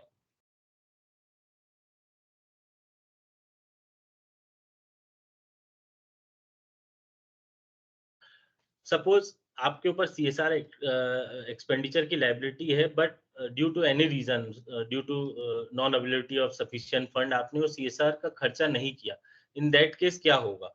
उस केस में आपको उसका जस्टिफिकेशन आपको देना पड़ेगा कि आपने सीएसआर खर्चा क्यों नहीं किया, और जो सीएसआर का जो पैसा है वो अनस्पेंड जो रहा है उसको with in 6 month from the expiry of financial year आपको जो एक फंड प्रिस्क्राइब्ड है शेड्यूल 7 में उसमें ट्रांसफर करना पड़ेगा। सपोज मान लीजिए आपने CSR का प्रोजेक्ट आइडेंटिफाई कर लिया लेकिन एक्सपेंडिचर नहीं कर पाए, सो उस केस में आपको गवर्नमेंट बोलती है कि इसको आप ऑनगोइंग प्रोजेक्ट मान सकते हैं कि अगर कोई खर्चा आपका लंबे समय तक होने वाला है, कोई प्रोजेक्ट ऐसा है जिसमें आप उस फाइनेंशियल ईयर में पूरा खर्चा नहीं कर पा रहे हैं, उस केस में आप वो CSR प्रोजेक्ट अगर आपने ऑलरेडी अप्रूव्ड कर लिया है, तो आपको एक सेपरेट एक बैंक अकाउंट ओपन करना है और जो अनस्पेंट अमाउंट है उसको within 30 days from the close of financial year उसको उस स्पेशल जो बैंक अकाउंट है उसमें आपको ट्रांसफर कर देना है और जो ऑनगोइंग प्रोजेक्ट है उसको विदिन 3 इयर्स आपको कंप्लीट कर देना है। अगर आप ये ऐसा करते हैं तो इसको CSR का कंप्लायंस माना जाएगा।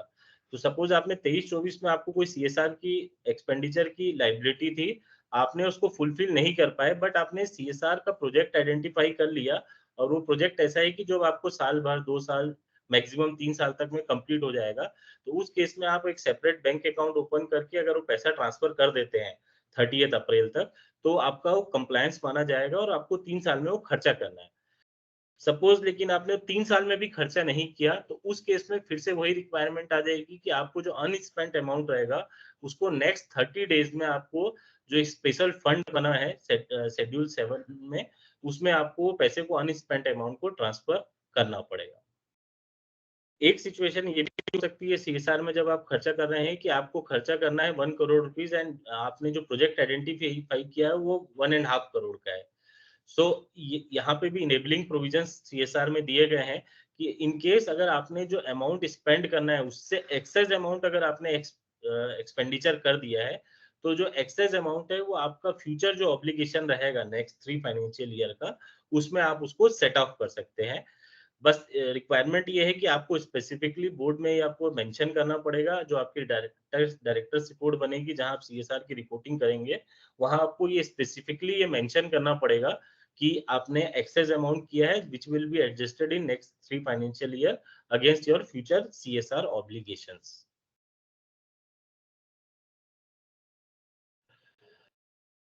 जैसे मैंने आपको बताया था कि अभी जो सबसे ज़्यादा जो नोटिसेज़ आ रहे हैं वो CSR जब CSR 2014 में जब न्यू प्रोविजंस आए थे, उस समय ये प्रोविजंस जो थे वो रिकमेंडेटरी थे।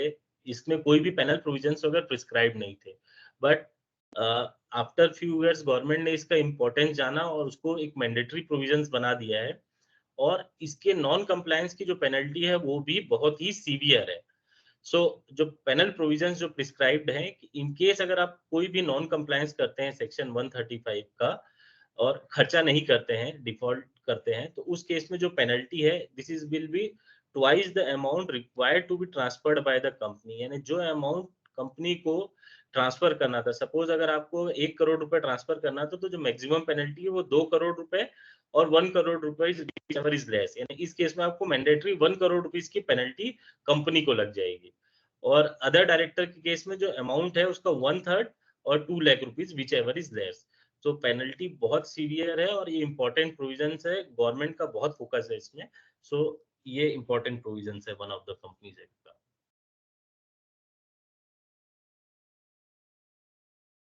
सेक्शन 136 है जहाँ पे शेयर होल्डर्स को राइट दिया हुआ है कि वो copies of audited financial statement जैसा हम जानते हैं कि कोई भी एजीएम होती है तो हमको 21 डेज पहले एनुअल रिपोर्ट्स रिसीव हो जाती है।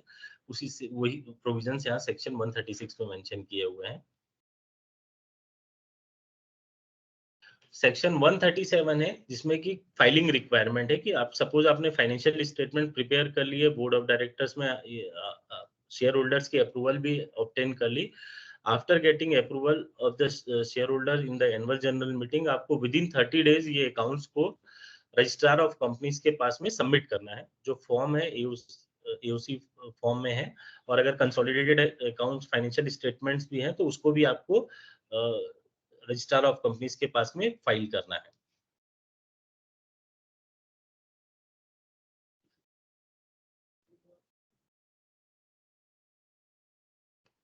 अगर इसका भी अगर आप कॉन्ट्रावेंशन करते हैं तो जो पेनल्टी है वो 10,000 रुपीज है जो कि पर डे के हिसाब से इन केस ऑफ कंटिन्यूइंग डिफॉल्ट है तो 100 rupees per day continuing default के लिए रहेगी जो मैक्सिमम 2 लाख रुपीज हो सकती है और अगर ऑफिसर इन डिफॉल्ट है उसके केस में भी 10,000 रुपीज और 100 पर डे कंटिन्यूइंग डिफॉल्ट के केस में उसको 50,000 तक की पेनल्टी इम्पोज की जा सकती है। इंटरनल ऑडिट, अगर हम being cost audit cost accountants देखें तो जो कंपनीज एक्ट में दो सबसे इंपॉर्टेंट प्रोविजंस है, तो एक तो सेक्शन 148 जो हमारा ब्रेड एंड बटर है, इसमें कॉस्ट ऑडिट प्रिस्क्राइब्ड है। सेकंड इंपॉर्टेंट प्रोविजन है इंटरनल ऑडिट, जहां की बहुत स्कोप है कॉस्ट अकाउंटेंट्स के लिए। सो जो इंटरनल ऑडिट की रिक्वायरमेंट प्रिस्क्राइब्ड है वो है कंपनीज एक्ट में सेक्शन 138। As per section 138, जो ये class of companies, the following class of companies shall be required to appoint an internal auditor. So first है every listed company, यहाँ पे कोई यानी टर्नओवर अगर किसी भी चीज का कोई क्राइटेरिया नहीं है, in case company is listed whether in regional और स्टॉक एक्सचेंज में है या मेन स्टॉक एक्सचेंज में है, हर केस में उसको इंटरनल ऑडिट मैंडेटरी है। अपार्ट फ्रॉम लिस्टेड कंपनी, अगर पब्लिक कंपनी है, पेड अप कैपिटल 50 करोड़ या उससे ज्यादा है तो उसको इंटरनल ऑडिट मैंडेटरी है। टर्नओवर अगर 200 करोड़ या उससे ज्यादा है तो इंटरनल ऑडिट मैंडेटरी है। पब्लिक कंपनी के केस में अगर outstanding loan and borrowing 100 crore से ज्यादा है तो उस केस में, और डिपॉजिट अगर 25 करोड़ से ज्यादा है तब भी इंटरनल ऑडिट मैंडेटरी है। ये सब प्रोविजन अलग अलग है, यानी अगर कोई भी एक भी क्राइटेरिया में आप फॉल होते हैं तो आपको इंटरनल ऑडिट मैंडेटरी है। इन केस ऑफ प्राइवेट कंपनी दो क्राइटेरिया हैं, अगर इनमें से किसी एक क्राइटेरिया में फॉल होते हैं तो प्राइवेट कंपनी को भी इंटरनल ऑडिट मैंडेटरी है। In case turnover is exceeding 250 crore तो उस केस में प्राइवेट कंपनी को भी इंटरनल ऑडिट कराना है। और अगर outstanding loan and borrowing from bank and public financial institution 100 crore से ज्यादा है तो उस केस में भी प्राइवेट कंपनी को इंटरनल ऑडिट मैंडेटरी है। सो इंटरनल ऑडिटर कौन होगा, ये भी कंपनीज एक्ट में प्रिस्क्राइब्ड है। The internal auditor shall either be a chartered accountant और कॉस्ट अकाउंटेंट। सो ये दो कैटेगरी उन्होंने स्पेसिफिकली प्रिस्क्राइब की है। एक थर्ड कैटेगरी भी प्रिस्क्राइब्ड है कि सच अदर प्रोफेशनल एज में बी डिसाइडेड बाय बोर्ड। सो अगर बोर्ड को लगता है कि किसी दूसरे को भी अगर कोई कॉम्पिटेंट है फॉर कंडक्टिंग इंटरनल ऑडिट तो वो उसको भी इंटरनल ऑडिटर के रूप में अपॉइंट कर सकता है। थर्ड है internal auditor may not be employ of the company. So company के पास ये ऑप्शन है कि वो इन हाउस, अगर उसके पास चार्टर्ड अकाउंटेंट, कॉस्ट अकाउंटेंट और एनी अदर प्रोफेशनल जिसको बोर्ड कॉम्पिटेंट समझता है उसको वो अपॉइंट कर सकता है। और अगर वो चाहे तो अगर अपार्ट आउटसोर्स भी कर सकता है, किसी चार्टर्ड अकाउंटेंट या कॉस्ट अकाउंटेंट फर्म को भी वो इंटरनल ऑडिटर के रूप में अपॉइंट कर सकता है। इंटरनल ऑडिट का जो रिकमेंडेशन है अपॉइंटमेंट का वो ऑडिट कमिटी करेगी इन केस अगर एप्लीकेबल है, और appointment will be done by the board of directors of the company.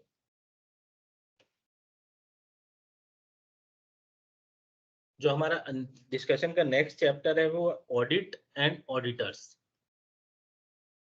So section 139 appointment of auditors. So जो फाइनेंशियल ऑडिटर होते हैं उनके अपॉइंटमेंट्स के लिए क्या क्या रिक्वायरमेंट्स है जो सेक्शन 139 में प्रिस्क्राइब्ड है, हमने उसको समराइज कर दिया है। तो जो फर्स्ट है रिक्वायरमेंट है कि first auditor, suppose company has been incorporated तो first auditor should be appointed within 30 days by the board of directors. तो बोर्ड ऑफ डायरेक्टर्स के लिए मैंडेटरी है कि उस कंपनी इनकॉर्पोरेशन होते ही 30 डेज के अंदर बोर्ड मीटिंग करे और फर्स्ट स्टैट्यूटरी ऑडिटर्स को अपॉइंट कर दे।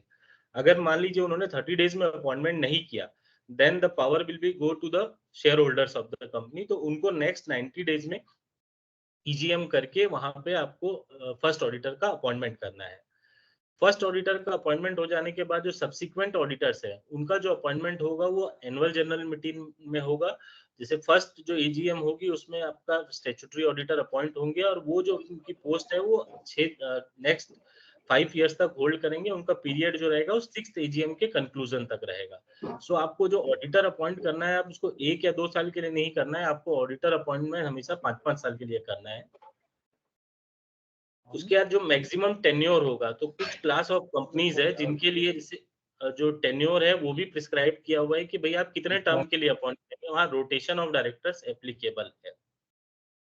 फोर्थ रिक्वायरमेंट है कि आपको किसी भी ऑडिटर को अपॉइंट करने के पहले उसके कंसेंट लेना जरूरी है, जिसमें वो अपने जो उसकी एलिजिबिलिटी है कि कोई डिस्क्वालिफिकेशन नहीं है वो प्रिस्क्राइब करेगा। फोर्थ है company to intimate auditor for his appointment, यानी जैसे ही उनका अपॉइंटमेंट आइदर बोर्ड मीटिंग या जो अपन ने देखा कि एजीएम में अपॉइंटमेंट होता है उसके बाद ऑडिटर को अपॉइंटमेंट इंटीमेट किया जाएगा। और आरओसी को भी इसको एडीटी 1 फॉर्म में विद इन 15 डेज आपको अपॉइंटमेंट के इंटीमेट करना है।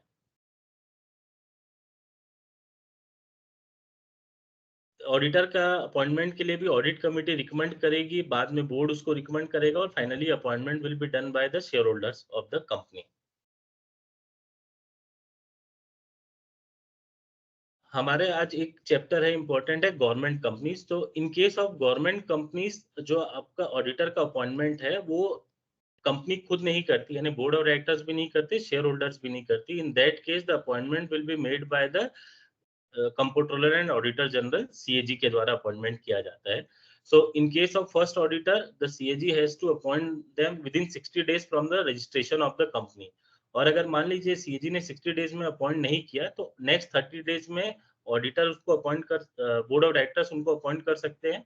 और अगर बोर्ड ऑफ डायरेक्टर्स भी 30 डेज में नहीं कर पाते तो नेक्स्ट 60 डेज में शेयर होल्डर्स के द्वारा इनका अपॉइंटमेंट होगा। लेकिन जो सब्सिक्वेंट जितने भी अपॉइंटमेंट होंगे वो 180 डेज में सीएजी करेगी। यहाँ पे ये मेंशन नहीं है कि इनकेस अगर आपको 180 डेज में सीएजी से इंटीमेशन नहीं आता है तो क्या होगा। तो इन दैट केस आपको सीएजी से ही वापस इसको परस्यू करना है कि उन्होंने किसका अपॉइंटमेंट किया है, और सीएजी के द्वारा फाइनेंशियल ईयर स्टार्ट होने के विद इन 180 डेज में स्टैट्यूटरी ऑडिटर्स का अपॉइंटमेंट कर दिया जाता है। अगर कोई कैजुअल वैकेंसी होती है गवर्नमेंट कंपनी के केस में तो वो कैजुअल वैकेंसी सीएजी के द्वारा ही फिल होगी, अगर उनके द्वारा अपॉइंटेड ऑडिटर है। अदर जो कंपनीज है, जो अदर देन गवर्नमेंट कंपनीज है, उस केस में आपका जो अपॉइंटमेंट है अगर कैजुअल वैकेंसी में वो बोर्ड ऑफ डायरेक्टर्स कर सकता है with in 30 days.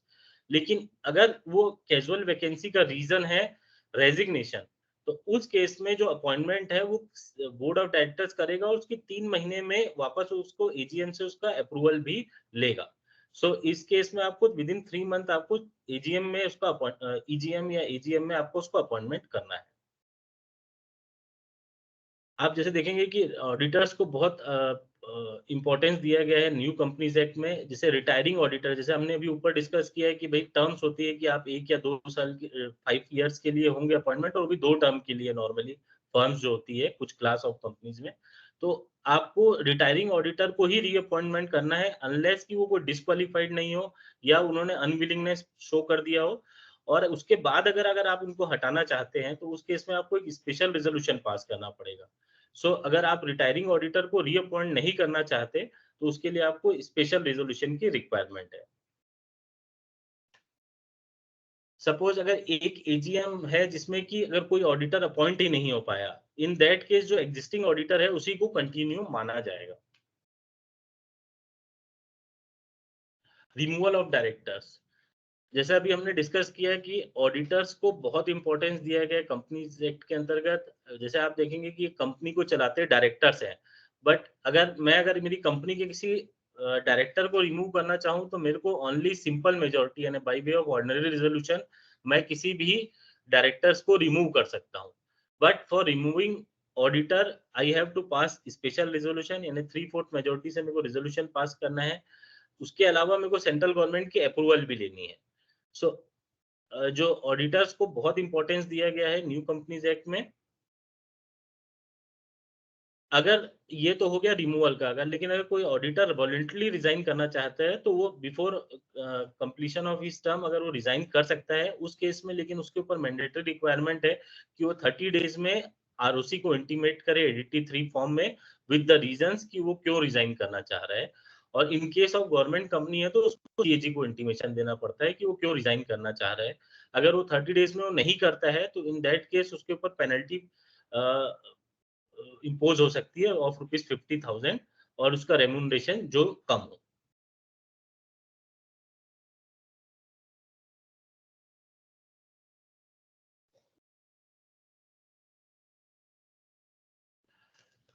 Next important है जो कि ये हमारे ऊपर भी एप्लीकेबल होता है, बीइंग अ कॉस्ट ऑडिटर, ये eligibility qualification disqualification of auditors are also applicable on a cost auditor also.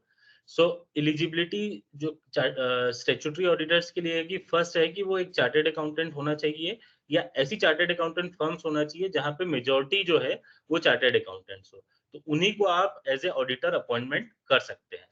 Disqualification बहुत सारी है, हमने प्रिस्क्राइब की है, लेकिन जो 3 इंपॉर्टेंट है वो मैं आपसे डिस्कस करना चाहूंगा। फर्स्ट है कि जो डिस्क्वालिफिकेशन है ऑडिटर हु और हिज रिलेटिव और पार्टनर, यानी वो खुद, उसके रिलेटिव और पार्टनर का कोई सिक्योरिटी इंटरेस्ट नहीं होना चाहिए, but in case of relatives he may hold security interest of face value of not exceeding 1 lakh. So जैसे मान लीजिए मैं किसी कंपनी में कॉस्ट ऑडिटर हूँ या स्टैट्यूटरी ऑडिटर हूँ, वहां पे मेरी सिक्योरिटी कोई भी मेरा उसमें शेयर होल्डिंग नहीं होना चाहिए, इवन 0.01% भी शेयर होल्डिंग मैं वहां होल्ड नहीं कर सकता। और मेरे जो रिलेटिव्स हैं उनके ऊपर भी ये रिस्ट्रिक्शन है कि वो 1 लाख फेस वैल्यू, यहाँ पे यानी शेयर के प्राइस नहीं है, शेयर की फेस वैल्यू है कि 1 लाख तक की शेयर की फेस वैल्यू के शेयर्स वो होल्ड कर सकते हैं। अगर इससे ज्यादा का होल्ड करते हैं तो वो ऑडिटर है वो डिस्क्वालीफाई हो जाएगा अंडर सेक्शन 141। सेकंड, वो कंपनी को किसी भी प्रकार का या उसकी कंपनी उसकी सब्सिडरी होल्डिंग एसोसिएट्स इनको किसी 5 लाख या से ज्यादा का लोन नहीं दे सकता। अगर उसने 5 लाख से ज्यादा का लोन दिया तो ऑडिटर बनने के लिए डिस्क्वालीफाइड है। और थर्ड है कि अगर उसने कोई गारंटी प्रोवाइड किया है या सिक्योरिटी प्रोवाइड की है कंपनी या उसकी सब्सिडरी या होल्डिंग कंपनी को एक्सीडिंग ₹1 लाख, तो इस केस में भी वो डिस्क्वालीफाइड है। यहाँ देखने लायक ये है कि यहाँ पे अगर गारंटी का अमाउंट 1 लाख ही है जबकि वो लोन वो 5 लाख तक का दे सकता है, तो अगर आप कहीं गारंटी दे रहे हैं तो वहाँ पे लिमिट 1 लाख रुपीज़ है, इसको स्पेशल ध्यान रखना है। तो आप डायरेक्टली या तो कोई भी आपका वहाँ पे कंपनी में सिक्योरिटी इंटरेस्ट ना हो, कोई भी आपने लोन ना दिया हो या आपने उसके लिए कोई सिक्योरिटी ना दी हो तो बेटर है, अदरवाइज़ आप डिस्क्वालिफिकेशन के क्राइटेरिया में आ सकते हैं। सो इसका कंप्लायंस करना सुनिश्चित करें और ये कॉस्ट ऑडिटर के ऊपर भी एप्लीकेबल है।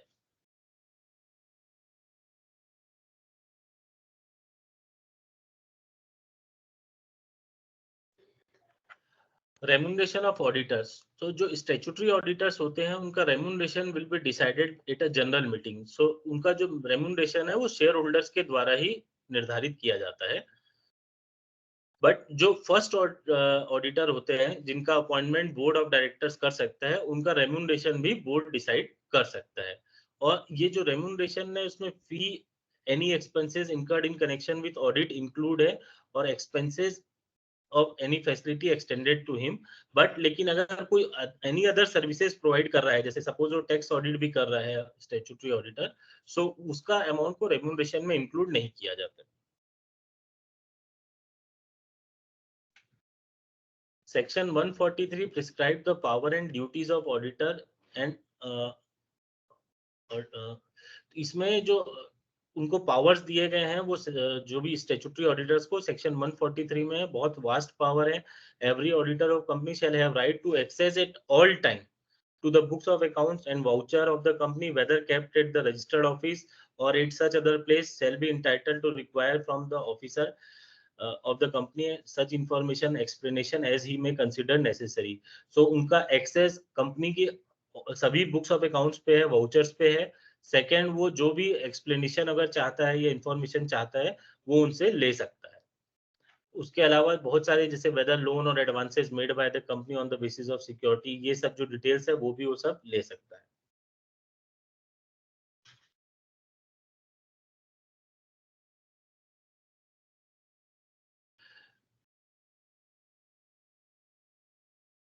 Section 144 prescribe the services which can not be rendered by auditor. ये एक सेक्शन है जिसका मैं देखता हूँ जो हम जब प्रैक्टिस में है तो कि most of the non compliances जो होता है वो इसी सेक्शन का होता है। हमारे यहाँ जो इवन प्राइवेट सेक्टर्स में जो कंपनी है उसमें नॉर्मली ये प्रैक्टिस है कि वो अपने चार्टेड अकाउंटेंट को सब समझते हैं, कि वो सोचते हैं कि बुक्स ऑफ अकाउंट भी वही बना रहा है, सब कुछ वही कर रहा है। और इवन चार्टेड अकाउंटेंट्स भी हैं या जो भी हम ऑडिटर्स हैं वो कई बार अदर देन जो ऑडिट फीस है वो भी अपने क्लाइंट से ले लेते हैं। सो सेक्शन 144 रिस्ट्रिक्ट करता है कि कौन कौन सी सर्विसेज आप ऑडिटर दे सकता है, कौन कौन सी सर्विसेज नहीं दे सकता। सो जो ऑडिटर अपॉइंट होता है उनको जो फॉलोइंग सर्विसेज है ये प्रोहिबिटेड है, यानी अगर आप accounting and book keeping services एक ऑडिटर नहीं दे सकता। इंटरनल ऑडिट, सपोज एक पर्सन स्टैट्यूटरी ऑडिटर है, वो इंटरनल ऑडिटर भी नहीं हो सकता। वो अगर स्टैट्यूटरी ऑडिटर है तो वो इंटरनल ऑडिट नहीं ले सकता। Design and implementation of any financial information, ये प्रोविजन हमारे पे भी एप्लीकेबल है। जैसे अगर आप किसी कंपनी में कॉस्ट ऑडिटर हैं तो आप वहां पे design and implementation of cost accounting system का वर्क नहीं ले सकते। एक्चुरियल सर्विसेज, इन्वेस्टमेंट एडवाइजरी, तो एक ये सेक्शन है जिसका बहुत नॉन कंप्लायंस होता है, इसको हमको विशेष ध्यान रखना चाहिए कि अगर आप कहीं पे स्टैट्यूटरी ऑडिटर हैं तो जो जो सर्विसेज प्रोहिबिटेड हैं वो सर्विसेज हम वहाँ पे प्रोवाइड नहीं करें। बट कुछ सर्विसेज हैं जैसे टैक्स ऑडिट है, ये आप अपार्ट फ्रॉम ये स्टैट्यूटरी ऑडिट आप कर सकते हैं।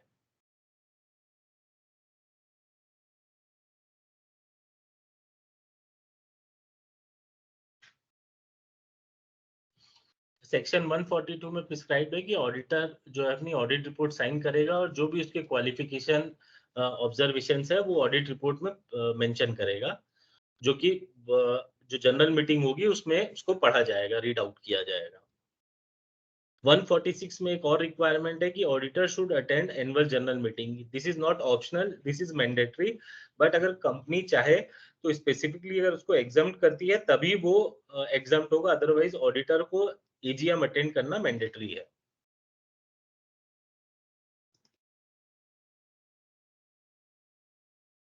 अभी हमने जो भी ऑडिट से रिलेटेड जो सेक्शंस देखे उसका अगर किसी का भी अगर कॉन्ट्रावेंशन होता है तो उसके लिए जो पेनल प्रोविजंस प्रिस्क्राइब्ड है सेक्शन 147 में है।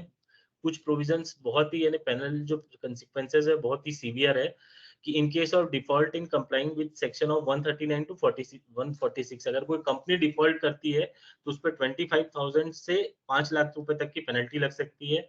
ऑफिसर इन डिफॉल्ट के केस में 10,000 से 1 लाख रुपीस की लग सकती है। इंपॉर्टेंट है ऑडिटर के केस में कि इन केस अगर ऑडिटर कोई कॉन्ट्रावेंशन करता है सेक्शन 139, 144, 145 का, उस केस में जो पेनल्टी है वो 25,000 है, बट जो कि एक्सटेंड हो सकती है 5 लाख रुपीस। और अगर आपने विलफुली कोई किया है, नोविंगली अगर कोई डिफॉल्ट किया है, उस केस में जो है वो इम्प्रिजमेंट तक का प्रोविजन है कि इन that case imprisonment for a term which में बी एक्सटेंडेड टू 1 ईयर है। और पेनल्टी जो है वो 50,000 से 25 लाख रुपीस और 8 times of the remuneration of the auditor which ever is less, इतनी आपके ऊपर पेनल्टी लग सकती है। ये अगर वो ऊपर जो हमने अभी दिखाया कि अगर वो कन्विक्ट हो गया है कि अगर ये प्रूव हो गया कि उनके पेनल्टी के लिए लायबल है, इन दैट केस उसको अपार्ट फ्रॉम ये पेनल्टी उसको उसने जो भी रेम्यूनरेशन अगर ड्रॉ किया है कंपनी से वो सब भी पे करना पड़ेगा। आल्सो उसको जो भी डैमेजेस है स्टैट्यूटरी बॉडीज और अथॉरिटीज है उनको भी पे करना पड़ेगा। और इन केस अगर कोई क्रिमिनल और सिविल लाइबिलिटीज है तो अगर आप मान लीजिए पार्टनरशिप फर्म है तो दोनों के ऊपर एप्लीकेबल होगी, लेकिन अगर क्रिमिनल लाइबिलिटीज है जहाँ पे सजा का प्रावधान है तो वो जो फ्रॉडलेंट जिसने काम किया है उसी पार्टनर्स के ऊपर एप्लीकेबल होगा।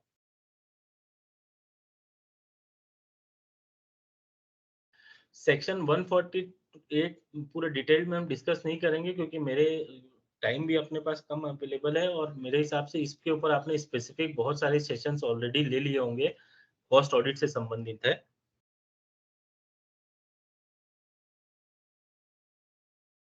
जो लास्ट चैप्टर है हमारे आज के डिस्कशन का है वो है गवर्नमेंट कंपनीज। तो गवर्नमेंट कंपनीज के चैप्टर में बहुत सिंपल 2 ही सेक्शंस है, लेकिन जो सबसे इंपॉर्टेंट है कि गवर्नमेंट कंपनीज हम किसको कहेंगे। So government companies has been defined under section 2 subsection 44। So a company in which not less than 51% of the paid up share capital is held by central government or by any state government or governments, or partly by central government and partly by one and more state government, and includes a company which is a subsidiary company of such government company. So यहाँ पे जो requirement है कि 50% जो share holding है वो आपकी either government, central government या स्टेट गवर्नमेंट्स के पास, यानी हो सकता है कि एक सिंगल गवर्नमेंट के पास नहीं हो, अलग अलग गवर्नमेंट के पास में हो, लेकिन अगर स्टेट और सेंट्रल गवर्नमेंट के पास टोटल होल्डिंग 51% से अगर ज्यादा है, इन दैट केस उसको गवर्नमेंट कंपनी माना जाएगा।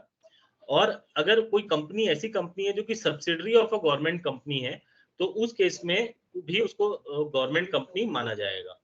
यहाँ इंपॉर्टेंट है, एक देखने लायक प्रोविजन है कि सपोज एक गवर्नमेंट, 2 गवर्नमेंट कंपनीज है, उन्होंने अगर 50-50% अगर शेयर होल्डिंग के साथ में एक न्यू कंपनी इनकॉर्पोरेट की, सो उस केस में आप उसको गवर्नमेंट कंपनी नहीं कह सकते, क्योंकि जो न्यू कंपनी इनकॉर्पोरेट हो रही है उसमें नाइदर सेंट्रल और स्टेट गवर्नमेंट की 51% होल्डिंग है और नाइदर उसमें जो गवर्नमेंट कंपनी की वो सब्सिडरी है। सो गवर्नमेंट कंपनी कौन है इसको आपको बड़ा ध्यान रखना है कि उसमें जो रिक्वायरमेंट है कि 51% जो है वो स्टेट सेंट्रल गवर्नमेंट की शेयर होल्डिंग हो या वो कंपनी एक सब्सिडरी हो किसी अदर गवर्नमेंट कंपनी से। अगर ये दोनों क्राइटेरिया में वो फिट हो रही है तभी वो गवर्नमेंट कंपनी।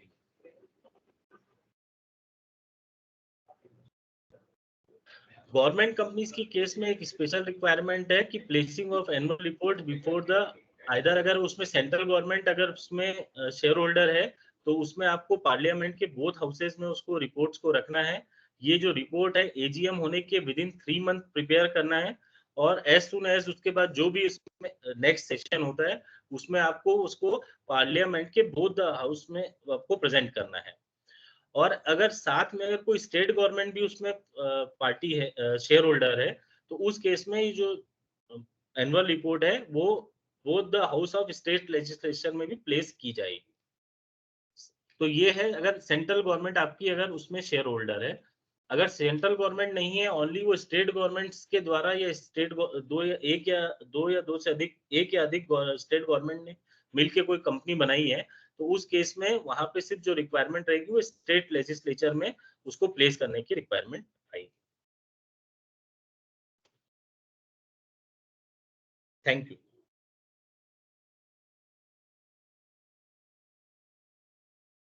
आपकी कोई क्वेरीज वगैरह हैं तो आप मेरे को कमेंट बॉक्स में भेज सकते हैं।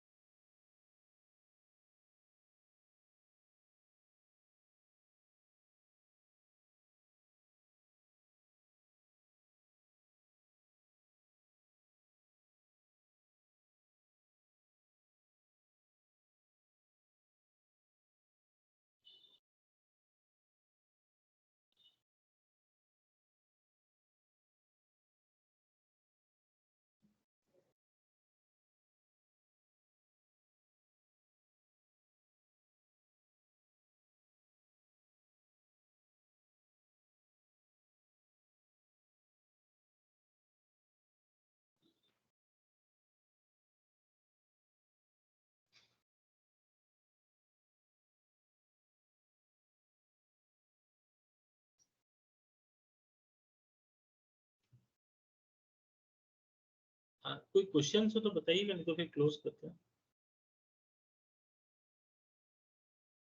ओके।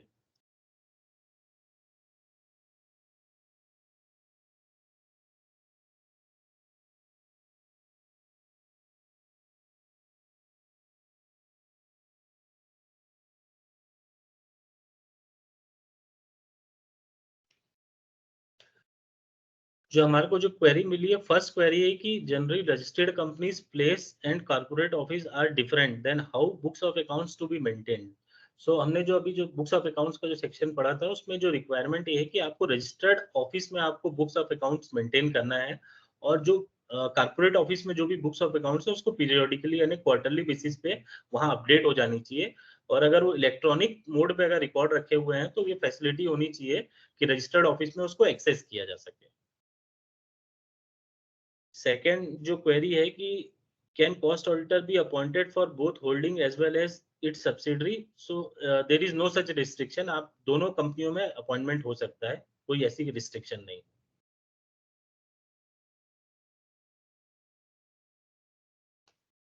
Any other questions?